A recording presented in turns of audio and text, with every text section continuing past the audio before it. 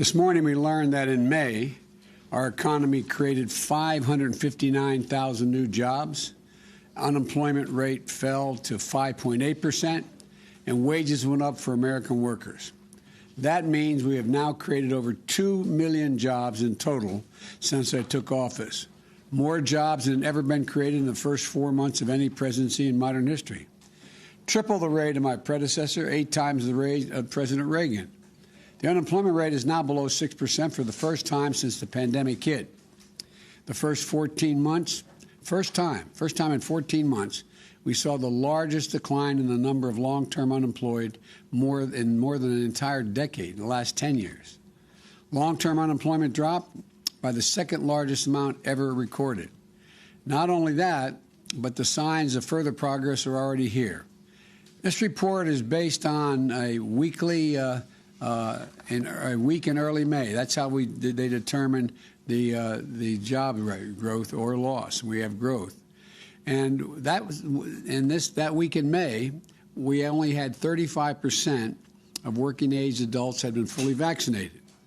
Now they were still all wearing masks. Since then, 21 million more adults have gotten vaccinated, making it easier for them to return to work safely. In short, this is progress, historic progress, progress that's pulling our economy out of the worst crisis it's been in 100 years. And it's testament to the new strategy that is growing this economy, not only growing it, but growing it from the bottom up and the middle out. Remember, when I took office in January, our economy was in a tailspin. Job growth had stalled. COVID was raging. Average initial claims for unemployment insurance were over 830,000 per week. Now those claims have fallen below 430,000, about half of what they were when I took office. Before I took office, almost 24 million Americans were going hungry. Remember those long lines of cars, miles long, people waiting for just a box of food to be put in their trunk? That number has already dropped by 25%. Still too many, but clear progress. Before I took office, independent experts were projecting that the American economy would grow by 3 or 4% in 2021, this year. This week, the Organization of Economic Cooperation and Development, the so-called OECD, which makes up a group includes the world's largest economies in its membership, and has been one of the leading bodies analyzing economic growth worldwide and individual nations, increased their projection for U.S. economic growth this year to 6.9% in 2021.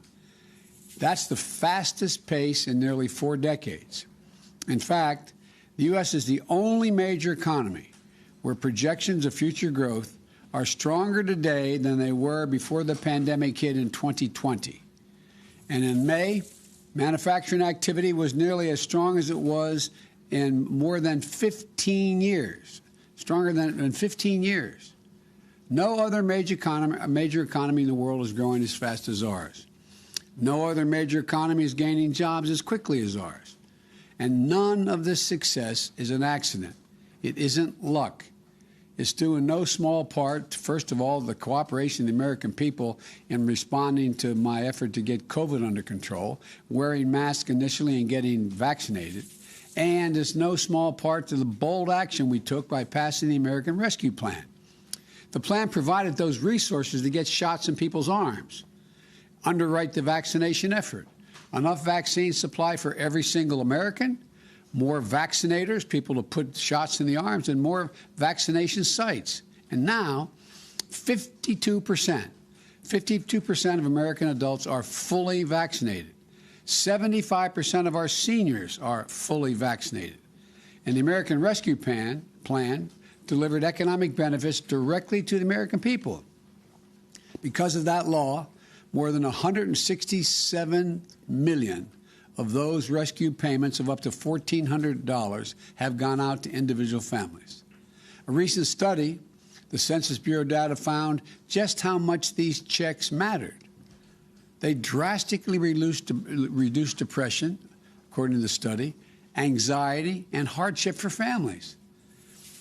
More than 40% fewer families struggle to afford food, rent, utilities, car payments, student loans, and health care expenses.